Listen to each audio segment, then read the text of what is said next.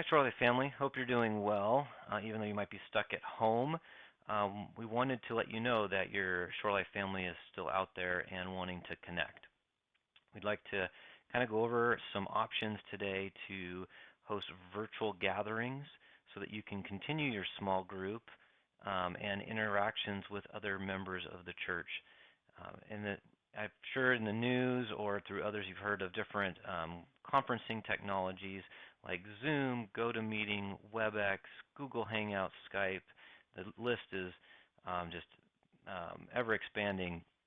And I want to go over one today with you called Jitsi. It's a open source tool, so it's completely free and with no restrictions. All the other ones have different restrictions, different pros and cons. If you're comfortable with using those, by all means use those, especially if your group is already using them.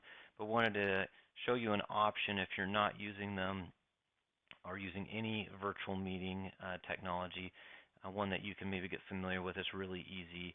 There's no install if you are using a computer with a browser. If you're using a mobile app or tablet, there is an application that you can install as well to use those devices. So I'd like to give you a little tour of it, and hopefully it will help you in your time at home, staying connected to the different groups you have at Shore Life. So to start a meeting from a browser, it's very simple. I do recommend that you use Chrome or Firefox. Apple Safari has been problematic in our testing, but I'm using Google Chrome here. And to start a meeting, all you have to do is go to meet.jit.c,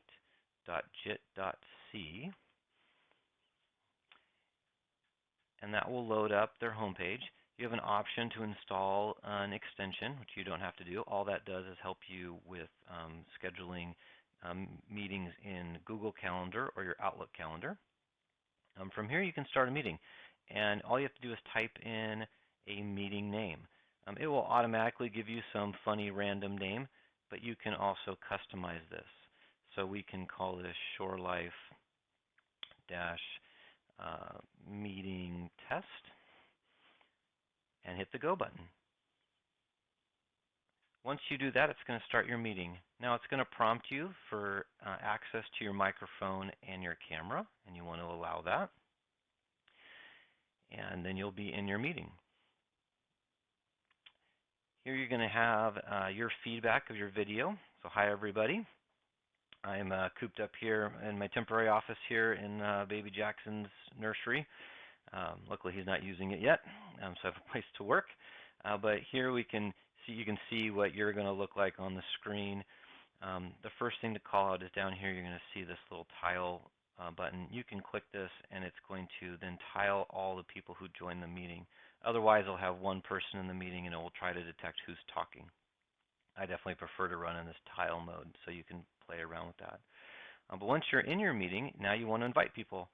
So there's a little information icon here, and once you click this, it will show you all the meeting details.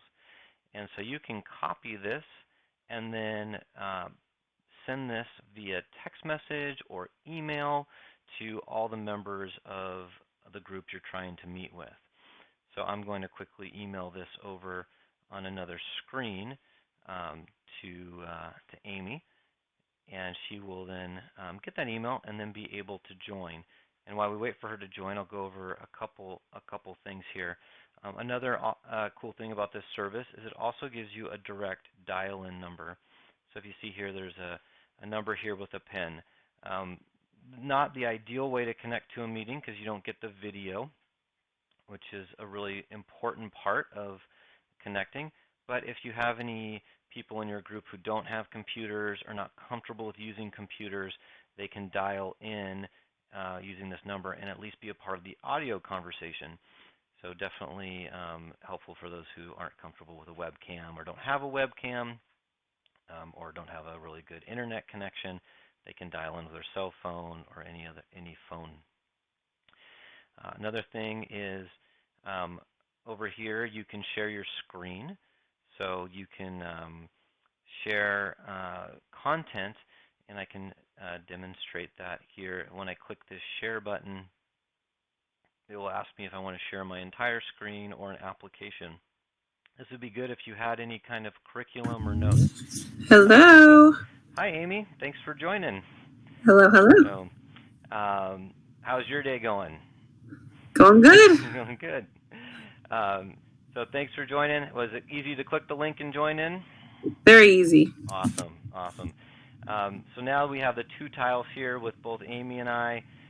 We can, if for some reason Amy gets distracted or has a child that she has to care for and is being a distraction to the meeting because of just life, anyone in the meeting can come and the mute that person. So I can mute Amy now, and she won't be able to talk until she's unmuted. So I use that sparingly, but that is something that you can do if someone does get distracted or has a situation where you need to mute them. Other than that, you can mute yourself down here just by clicking here. It will then try and warn you if you're trying to speak. It will say, "Oh, you're muted," so don't worry about that. Just unmute yourself. You can also pause your webcam if for some reason you need to, maybe sneeze or do anything that you don't want people to see, but you still want to be part of the meeting. You can mute the webcam while you are taking care of, whatever you need to do, and then turn it back on once you're ready for people to see you again. And that's really the basics to the meeting software. Really easy to start, really easy to join, and once you play with it, I think it'd be a really good tool for your small groups. A couple things just to remember. Safari. If you figure out Safari, that's great. Let me know. But Safari has been problematic with allowing access to the webcam, so Chrome or Firefox are your best bet if you're going to use this tool. Other things you can do is you can click on the More Action button here. One of the probably, if you have multiple mics or things on your phone, you can go to Settings, and you can go to your devices, and you can click the microphone. So like on my computer, I have lots of different microphones, but you can select which one. So you might need to play with that if you have a more advanced setup. But for a basic setup, you won't have to touch any of this. So hope this is a helpful tool. If you have any questions, please leave them in the comments below, and I will try to get back to you as soon as possible. You also can email me directly at jared.osterman@shorelife.org, and I will put that in the meeting notes as well. So I will put a link to start a meeting and my contact information so that you can get a hold of me if you have any technical issues with this software or any other meeting software. We would, as a church, we really want everyone to meet during this time and stay connected. And if you have any issues or needs in getting that done, please reach out so that we can assist you. So thanks for your time. I hope this is useful. Have a blessed day. Thanks, Amy. Bye.